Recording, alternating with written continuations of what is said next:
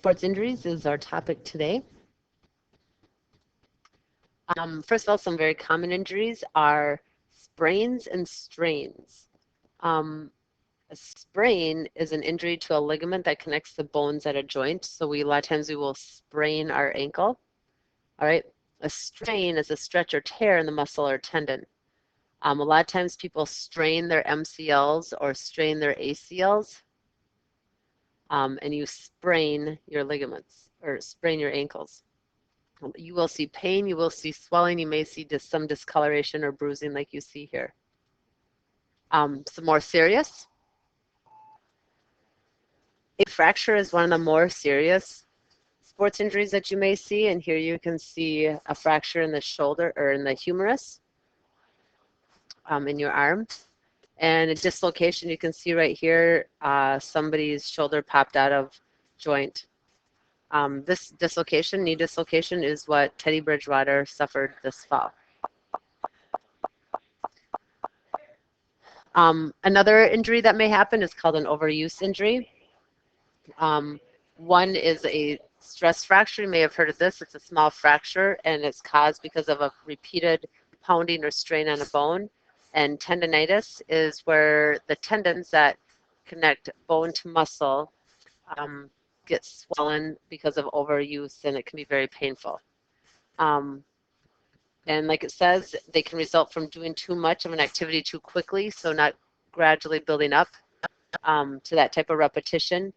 And they can be partially prevented by making sure you warm up, cool down, and stretch.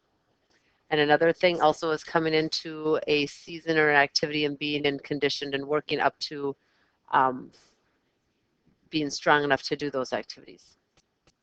Proper gear is one thing when we talk about preventing sports injuries, making sure you're wearing the right safety gear, shoes, and equipment. So sports gear, whatever clothing it is, some things such as your mouth guards to protect your mouth, your teeth, and your tongue, but also mouth guards help also to prevent against concussions, face and throat protection from a softball, baseball, or pucks. Helmets that you'll see worn in football, softball, hockey, baseball, biking, any of those things to make sure to protect your melon.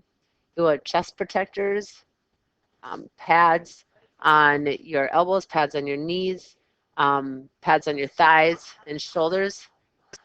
And then you also have elbow, knee, wrist, and shin guards.